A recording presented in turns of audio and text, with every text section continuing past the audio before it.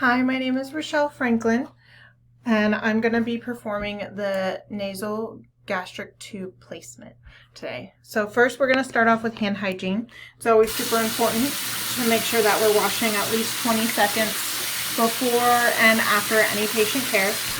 All right, and then once we're done with that, we'll dry off and we'll go meet our patient. So our patient today is going to be Mr. Brown. I'm going to go ahead and introduce myself. Hi, Mr. Brown. My name is Rochelle Franklin. I'm going to be the nurse today.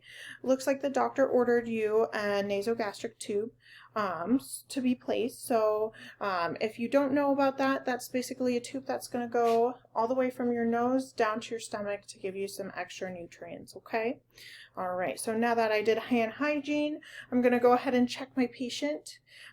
Looks like Mr. Brown, date of birth, everything matches.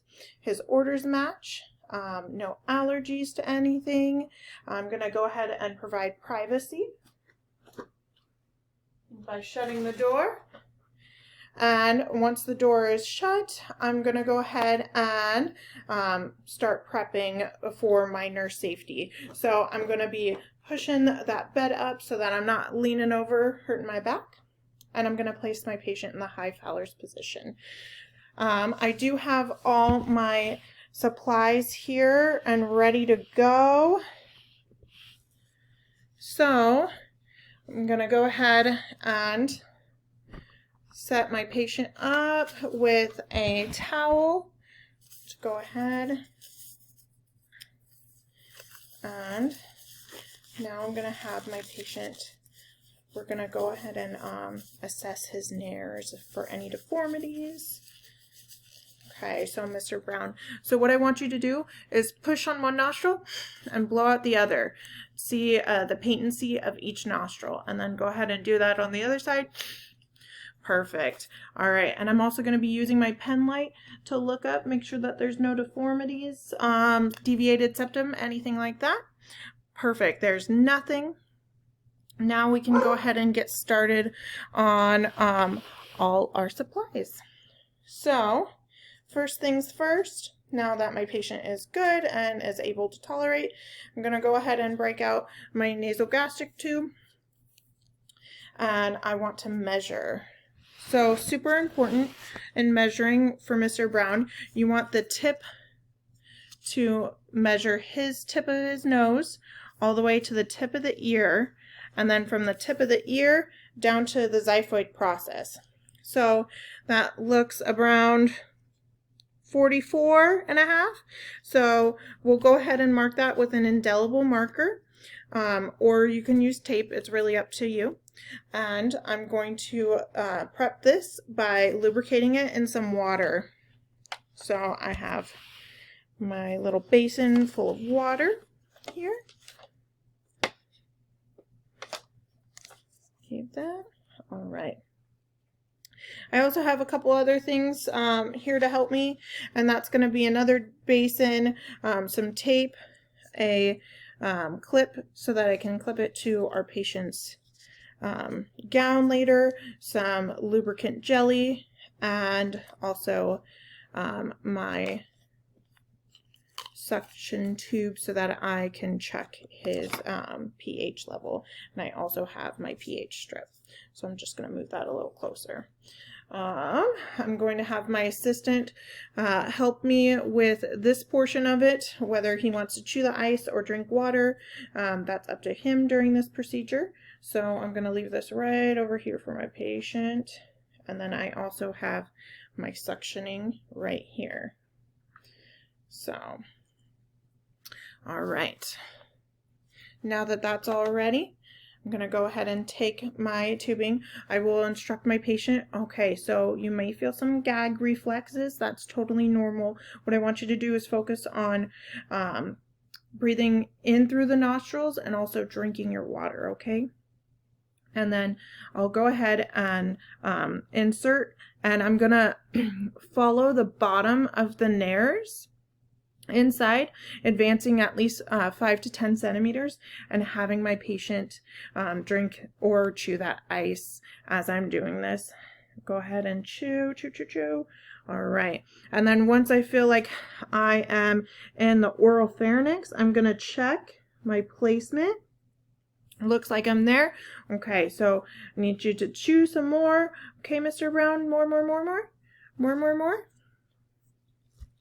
Perfect. All right. And then if I have to readjust, that's totally fine. You just pull out a little bit, and then you can use some lubricant jelly as well to help you with that. All right, so as I'm going, I get to my marked place. All right.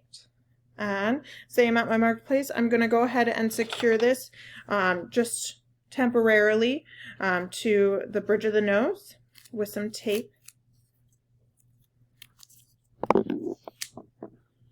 This one's not as bendy as the normals. Okay, so that is secured, and I want to check my placement. So a couple of different ways to check your placement is through your pH, also listening via swoosh with your stethoscope in the epigastric region, or you want to go ahead and get that x-ray, and that one's top priority. That one will beat them all. All right, so first I'm going to collect Mr. Brown's stomach contents, just a few mLs, and I'm going to check that on my pH strip. And looks like it's perfect, anywhere between 3 and below for a pH in the stomach. And we're going to want to replace that stomach content so that we're not throwing off any metabolic or creating any metabolic issues. Okay, so I'm going to go ahead and give that back to you. All right, and now that we are done with this portion, I'll send them to x-ray, and I'll also do the swoosh test. So it's going to be 10 to 20 mLs in the epigastric region. I'm going to listen and give myself some air here, listening for that swoosh. I hear that swoosh. Perfect. All right, now that I hear that swoosh and I feel very confident that my nasogastric tube is in the correct place, I'm going to go ahead and secure it some more. So I'm going to secure it around the bridge of the nose. If it does need another piece of tape on, the cheekbone, just make sure that you're putting some padding on for patient comfort. And then I'm going to use my pin here and clip it to his gown for me, and I'll let my patient rest. And things that we want to do later on for daily care, we want to make sure that it stays in place. So always checking before, after feedings on a daily basis, we're checking for placement.